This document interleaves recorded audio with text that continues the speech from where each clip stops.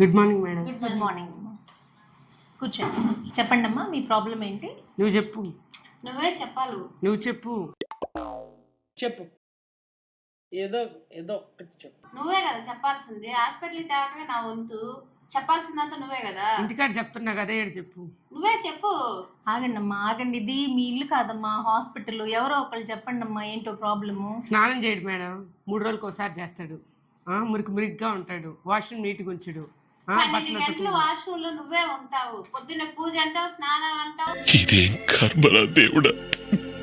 నీకు సరిపోతుంటే వాష్రూమ్ ఎవరికి యూజ్ చేస్తున్నారు? పిల్లలు స్కూల్ టైం అవుతున్నా కూడా నువ్వు పట్టించుకో. నీ పాటి వాష్రూమ్. ఆగండి అమ్మా, నాకు మీ ప్రాబ్లం ఏంటో అర్థమైపోయింది. అర్థమైందంట, విను. అదే ఆడవాళ్ళ సమస్యలు అంటే ఆడవాళ్ళకి అర్థం అవుతాయి. ఆగండి అమ్మా, నేను రాసిస్తానమ్మా నీ ట్రీట్మెంట్. అమ్మా, ఇలాంటి రిపీటెడ్ వెజనల్ ఇన్ఫెక్షన్స్కి కారణం ఇద్దరు వైఫ్ అండ్ హస్బెండ్ అవ్వచ్చు. కాబట్టి మేము ట్రీట్మెంట్ ఇద్దరికే ఇస్తాం. కొన్నిసార్లు కొన్ని ఇన్ఫెక్షన్స్ ఇద్దరు వాడుకోవాలి. అంతేగాని ఇది నీ వల్ల అని ఒకరినొకరు బ్లేమ్ చేసుకోకూడదు. ఈ ఇన్ఫెక్షన్స్కి మేము ట్రీట్మెంట్ ఇస్తున్నప్పుడు వాడుతూ ఓరల్ హైజీన్ ఎంత ఇంపార్టెంట్గా మెయింటైన్ చేస్తారో అలానే ఇంటిమేట్ ఏరియా అక్కడ కూడా హైజీన్ చాలా ఇంపార్టెంట్గా మీరు మెయింటైన్ చేసుకోవాలి.